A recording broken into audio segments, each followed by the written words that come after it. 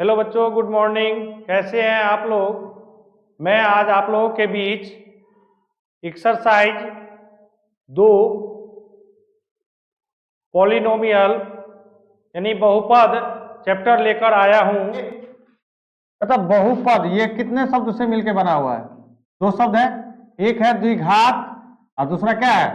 बहुपद। पद का मतलब क्या? ढेर सारा पद हो। पद का मतलब क्या? ढेर सारा उसमें पद हो, लेकिन उस ढेर सारे पदों पर अधिकतम घात उसकी कितनी होनी चाहिए? 2, क्योंकि द्वि मतलब 2। घात का मतलब क्या? पावर। घात को हम लोग इंग्लिश में क्या कहते हैं? पावर कहते हैं। यानी अधिकतम घात कितनी होनी चाहिए? 2 होनी चाहिए। तो उसी से संबंधित आज क्या करेंगे, हम लोग जानकारी लेंगे कि पहले पद क्या होता है, बहुपद क्या होता है। तो सबसे पहला जो आपका टॉपिक है क्या, कि बहुपद कहते किसे हैं, बहुपद होता क्या है। तो कहता है कि जिसमें चर हो, अचर हो एवं गुणांक और घात वाले बीजगणितीय व्यंजक को, बीजगणितीय व्यंजक को क्या कहते हैं हम लोग? बहुपद कहते हैं। कहता है कि वैसा व्यंजक, व्यंजक का मतलब वैसा समीकरण जिसमें क्या हो? चर भी हो, अचर भी हो, गुणांक भी हो, घात भी हो। इस प्रकार के जो सम्मिलित स्वरूप होता है ना, उसको हम लोग क्या कहते हैं? बहुपद कहते हैं। क्या कहते हैं? बहुपद। कोई दिक्कत नहीं है। अब देखो, बहुपद में दो चीज उपस्थित होता है। एक उपस्थित होता है चर राशि और दूसरा होता है क्या? अचर राशि। अब चर राशि किसे कहते हैं? तो कहता है कि वैसा राशि जिसका मान समय के साथ क्या रहता है? बदलता रहता है, उसे क्या कहते हैं हम लोग? चर राशि। तो जैसे में हम लोग क्या लिखेंगे? ए से लेके कहां तक? जेड तक। ए से लेकर कहां तक? जेड तक। अब बोलेगा कि सर ऐसा क्यों? तो देखो, हम लोग पीछे भी क्वेश्चन बना चुके हैं। जैसे पूर्णांके में था, जैसे क्यू लेते थे तो क्यू बराबर क्या और लेते थे? 1 2 3 4 ऐसे लेते थे ना। तो क्यू का मान कभी भी स्थिर है, यह हमारे मन पर निर्भर करता है कि हम कितना लेंगे। उसी तरह यहां पर भी क्या है? चर राशि में भी क्या होता है कि यदि आप अपने मन के अनुसार, तो आपका मन क्षण क्षण क्या होता है? बदलता है ना। तो मन जब बदलता है तो समय भी ना बदलती है। मन स्थिर रहता है कभी? समय के साथ वो भी क्या करते रहता है? बदलते रहता है। तो इसलिए इसको भी क्या कहा जाता है कि चर राशि क्या कहता है? कि वैसा राशि जिसका मान समय के साथ क्या रहता है, यानी वो कभी स्थिर नहीं रहता है। इस प्रकार के राशि को हम लोग क्या कहते हैं? चर राशि कहते हैं। तो जहां जैसे में क्या, ए से लेके कहां तक। दूसरा है अचर राशि। दूसरा क्या है? अचर राशि। कहता कि वैसा राशि जिसका मान समय के साथ कभी नहीं बदलता है, उसको क्या कहते हैं? अचर राशि। जैसे देखो बाबू, 3 तो आज भी 3 है, कल भी 3 रहेगा, परसों भी क्या 3 बदल सकता है? 5000 बदलेगा? अपने आप बदलेगा? बदलेगा कब? जब इसमें हम कुछ क्या करेंगे? परिवर्तन। लेकिन यदि 5000 है तो वो क्या रहेगा? उसका वैल्यू 5000 ही रहेगा। वो अपना वैल्यू कभी भी 3, कभी किसी को जैसे हम लोग बाजार जाते हैं, 3 रुपया देते हैं, तो क्या वो कहता कि 2 रुपया दिया है? कह सकता है वो? क्यों? क्योंकि उसका वैल्यू क्या है? फिक्स है, वो कभी बदलने वाला नहीं है। इसलिए उस प्रकार के राशि को क्या कहते हैं? अचर राशि कहते हैं। तो आज तक हम लोग जितना भी जो सामान्य जोड़ घटाव गुना भागा भिन्न, जोड़ भिन्न घटाव भिन्न, गुना भिन्न भागा, बोर्ड मास वगैरह जितना भी पढ़े हैं, वो सारा किस प्रकार का पढ़े हैं? सारे में क्या भागीदारी होता है? अचर राशि होता है। कोई दिक्कत है? नहीं। तो समझ गए कि चर का मतलब क्या, अचर का मतलब क्या। चर का मतलब क्या कि जो समय के साथ क्या होता है? बदलता है। लेकिन अचर में क्या होता है? समय के साथ नहीं बदलता है। कोई दिक्कत नहीं है यहां तक? चलिए लिखिए, इसमें एग्जाम्पल लिखिए, कुछ भी लिख लीजिए अपना से, 15 20 30, कुछ भी जो मन होता है वो लिखिए। अब इसमें भी एग्जाम्पल लिख लीजिएगा बहुपद में, जैसे 3x³ + 4x² + 5, ठीक है ना। देखिए ये क्या है आपका, ध्यान दीजिएगा। अब देखिए इसमें चर राशि भी है और ये क्या है, सुनो, इसमें क्या है, चर भी है, और तो यहां भी क्या कहता है कि चर भी होना चाहिए और चर भी होना चाहिए एवं गुणांक। तो गुणांक किसको कहते हैं, तो अभी जस्ट पढ़ाएंगे तो आपको पता चल जाएगा कि गुणांक होता क्या है। समझ आया ना, इसको आज या कल हम आपको पढ़ाएंगे तो आपको समझ में आ जाएगा कि ये गुणांक होता क्या है। कोई दिक्कत नहीं है। चलिए अब कहता है कि बहुपद होने की शर्त। अब क्या कह रहा है, कोई समीकरण, कोई बहुपद दिया हुआ है, तो वो बहुपद कब होगा, वो बहुपद कब होगा, ध्यान रखना है, क्योंकि इस पर ऑब्जेक्टिव आपको पूछता है। 4 ऑप्शन दे दिया रहेगा और हम भी वही पूछेंगे कि इसमें से बहुपद कौन है, ठीक है ना। तो यहां पर पहचान लीजिए कि बहुपद होने की शर्त क्या है। तो कहता है कि पहला शर्त क्या है कि चर राशि पर घात केवल धनात्मक होना चाहिए। अब धनात्मक कहने का मतलब क्या, जैसे देखिए, जैसे हमारे पास बहुपद है 3x² + 4x + 5, इस रूप में होना चाहिए, न कि ऐसे।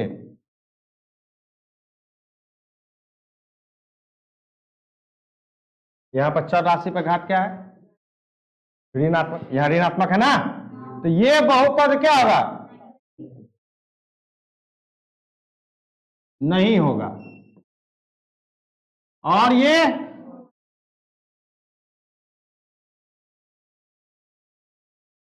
समझ में आ गया।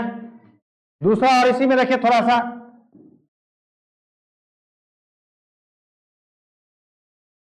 क्या बहुपद है, नहीं है, ये भी बहुपद नहीं है। कहिएगा कैसे, तो सर 3x² + 5 है तो 5, इस x पर कितना घात, और ये कहां पर है, हर में, और हर में जब कोई संख्या रहता है, जब उसको ऊपर ले जाते हैं, अंश में बनाते हैं, तो उसका घात क्या हो जाता है, बदल जाता है। कैसे, तो 5x क्या है, प्लस है ना, यहाँ पर माइनस। देखिए इसके लिए आप लोग को 9th क्लास में पढ़ाए थे कि x का पावर -m रहता था क्या, 1/x का पावर कितना।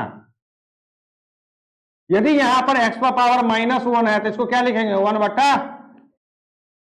मतलब घात 1 नहीं रहेगा, कोई दिक्कत नहीं है। तो वही चीज यहां पर लागू हो रहा है कि ये भी अभी जो हमारे पास चर राशि है वो कहां है, हर में। चर राशि कहां है, हर में, और उस चर राशि को अंश में जब ले जाएंगे तो उसका घात क्या हो जाएगा, परिवर्तन हो जाएगा। यदि प्लस है तो वो किस में बदल जाएगा, माइनस में। तो प्लस कितना, 6, ठीक है। अब तो घात क्या गया, पूरे बहुपद में कहीं ना कहीं क्या है, घात चर राशि पर ऋणात्मक। तो क्या ये बहुपद होगा, बहुपद नहीं होगा। तो दूसरा आपको देख, 2 तरह से पहचान गए। पहला क्या कि केवल ऊपरे में देख लेंगे कि चर राशि कहीं ऋणात्मक तो नहीं है, और ये भी देखना पड़ेगा कि कहीं चर राशि हर में तो नहीं है, क्योंकि ये दोनों का मीनिंग एक ही है, अलग से कोई इसका पॉइंट नहीं बनेगा। कि इसी चर राशि को जब हम अंश में ले जाते हैं तो उसका घात क्या बन जाता है, ऋणात्मक बन जाता है। तो इस प्रकार के बहुपद को हम लोग क्या कहेंगे, ये बहुपद है और बहुपद नहीं है, यानी ये हुआ बहुपद की पहचान। तो पहला पहचान क्या है कि घात हमेशा क्या होना चाहिए, कहीं ऋणात्मक आ गया, हाँ, लंबा सा चौड़ा सा दिया हुआ, जैसे इसे दिया रहेगा 3x³ - 4x² + 5x पर पावर 6 - 4x पर पावर 9, यहां पर माइनस लगा दिया, प्लस 6x दे दिया। अब हम देख रहे हैं कि यहां पर घात मेरा क्या है, ऋणात्मक। तो ये मेरा क्या होगा, बहुपद नहीं होगा। क्लियर, कोई दिक्कत है इसमें, पहला पहचान क्लियर है ना। अब दूसरा क्या कहता है, दूसरा समझिएगा, कहता है कि विषम घात के साथ चर राशि वर्गमूल के अंदर नहीं होना चाहिए। विषम घात के साथ, जैसे मान के चलिए, आप कैसे समझेंगे कि विषम घात, जैसे 3x पर पावर 5 + 3x³ + 4x² - 5 और रूट में दे दिया कितना x, अब प्लस क्या दे दिया 6। क्या ये बहुपद है? नहीं है। क्यों? तो हमको ढूंढना है कहां पर, कहां क्या कर रहा है कि विषम घात के साथ चर राशि। तो चर राशि तो हमारा कौन कौन है? यही है चर, यही है चर। एक्स से ABCD वाला को चर कहेंगे हम लोग। ये है हमारा चर, ये है हमारा क्या चर, ये तो अचर है। अचर से वो कोई लेना देना नहीं है, हमें कहां लेना देना है? चर राशि पर। अब कहता देखिए ढूंढिए, कहता विषम घात के साथ चर राशि वर्गमूल। तो इस पूरे बहुपद में वर्गमूल का चिन्ह कहां पर है? यहीं पर है। इसमें तो वर्गमूल है ही नहीं, इसमें भी वर्गमूल नहीं, इसमें भी नहीं है। ठीक है, अब वर्गमूल के अंदर कितना है? x। x पर घात कितना है? कुछ नहीं, मतलब कितना? 1। तो ये जो मेरा 1 हुआ, ये क्या हुआ? मेरा विषम हो गया। यहां कह भी रहा है कि विषम घात के साथ चर राशि वर्गमूल के अंदर नहीं होना चाहिए, लेकिन यहां पर है। नहीं होना चाहिए लेकिन यहां पर है, तो क्या ये बहुपद होगा? बहुपद नहीं। समझ में आ रहा है ना? किसी को कंफ्यूजन नहीं होना चाहिए। फिर दे दिया।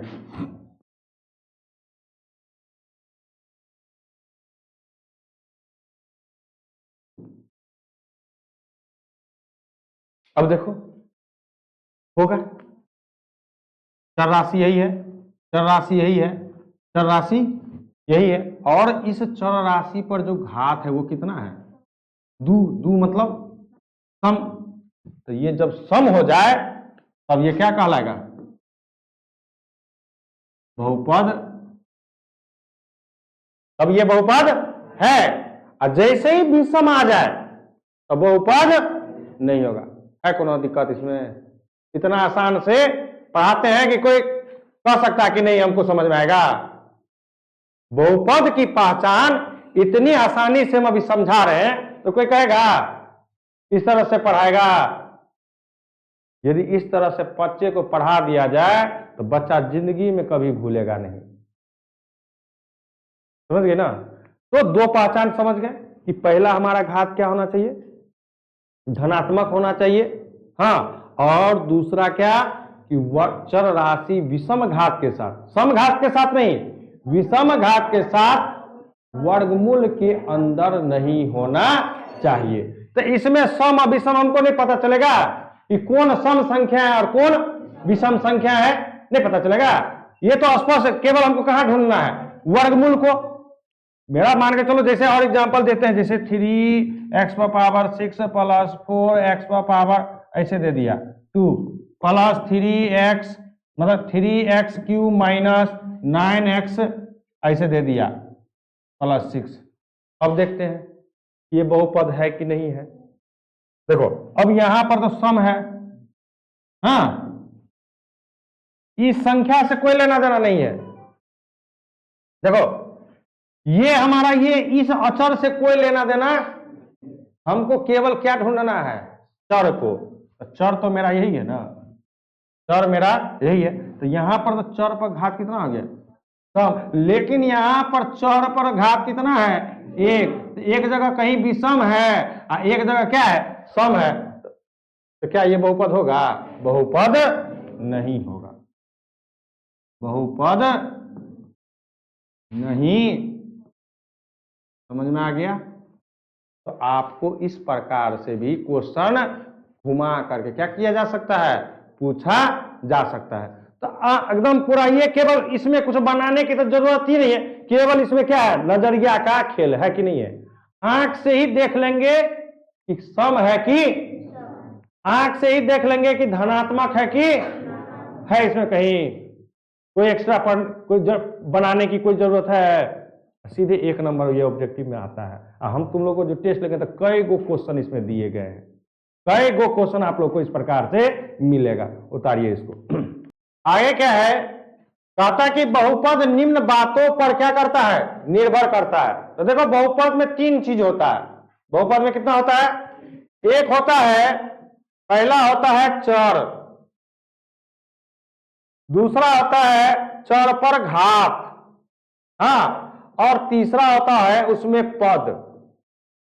तो हम लोग इन तीनों पर क्या करेंगे, बारी बारी से विभाजित करके इसको क्या करेंगे हम लोग, पढ़ेंगे। इसको बांट बांट करके क्या करेंगे हम लोग, पढ़ेंगे। तो पहला है हमारा चर राशि, किसके आधार पर, चर राशि के। तो देखो क्या कहता है, पहला कहता है कि चर के आधार पर बहुपद के प्रकार।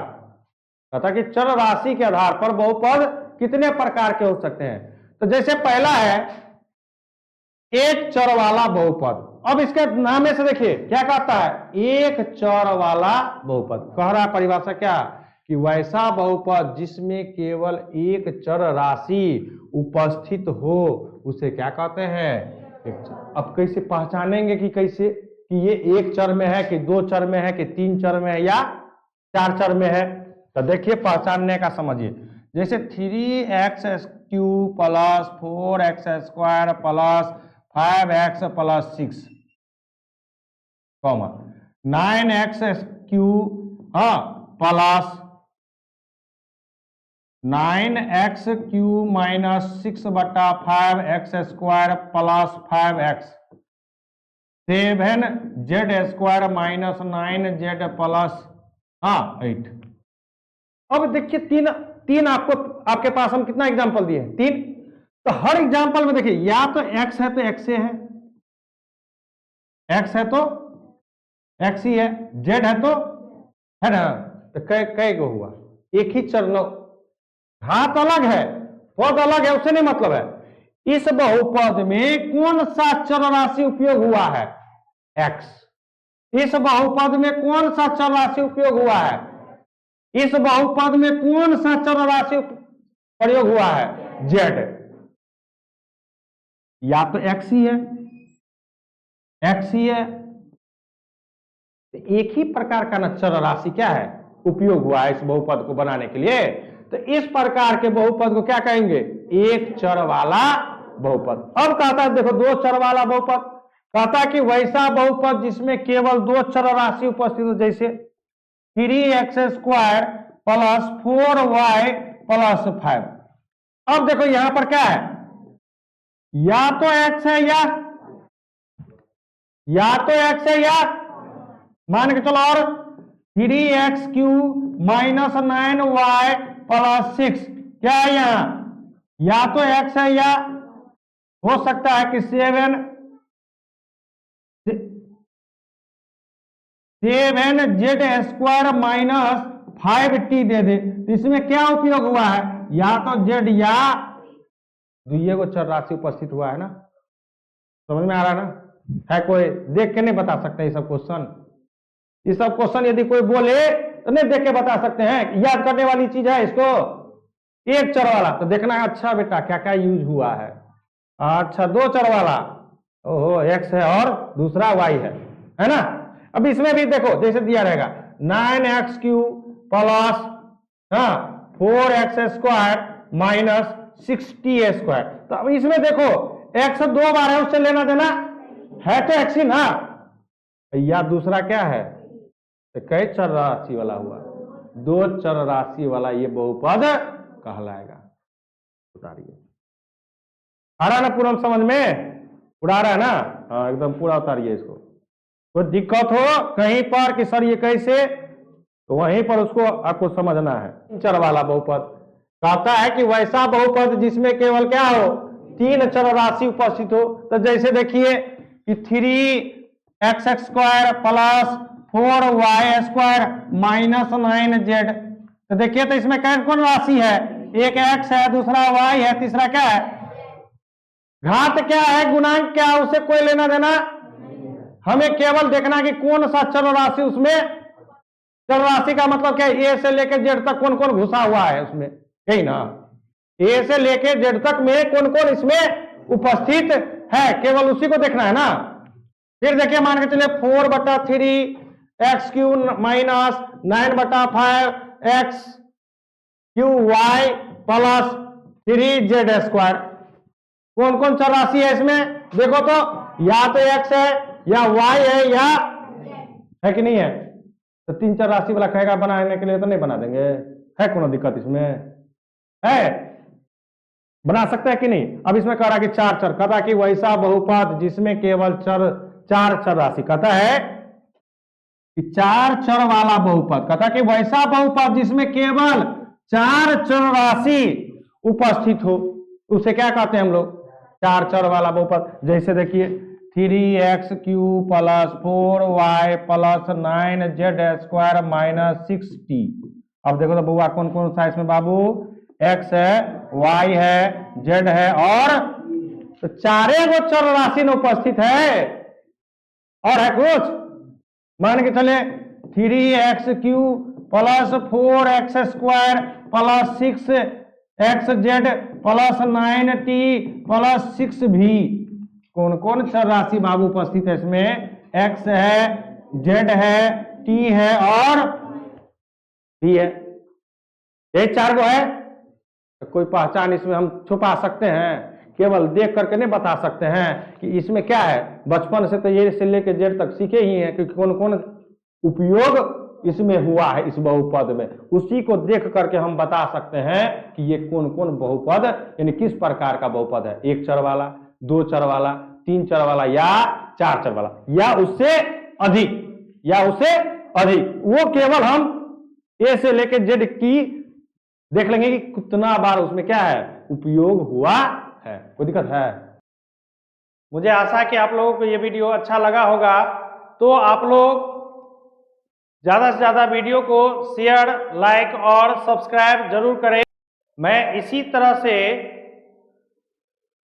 प्रत्येक चैप्टर का थ्योरी लेकर आऊँगा, जिससे हमें क्वेश्चन को समझने और क्वेश्चन को बनाने में काफ़ी क्या होगी, हमें मदद मिलेगी। आप लोग ज़्यादा से ज़्यादा वीडियो को शेयर करें, सब्सक्राइब करें